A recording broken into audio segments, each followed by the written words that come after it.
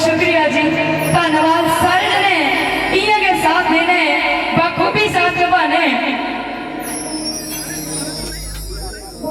हो नगरी तर जाएगी जहां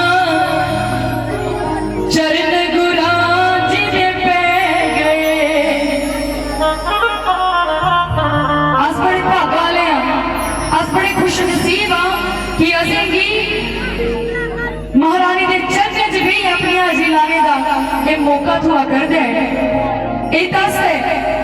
इस बेले की खुजाना नहीं, दिने दिया सारिया गल्लां ने खोलिया सुनाई होनियां ते ना जाने माता रानी ने कोदा कोदा बेड़ा पार लाई होने ते बोल के ने अपने गुरुओं दे चरण च हाजिरी लान लगिया।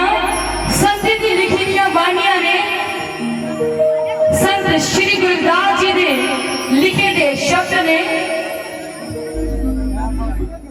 ओ नगरी तर जाएगी जहां चरण गुराज दे पै गए। नगरी तर जाएगी जहां,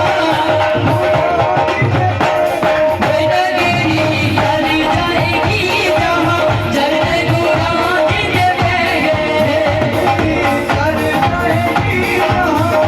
आज ऊपर करिए लेकिन की तालियां साथ देने बहुत शुक्रिया जी।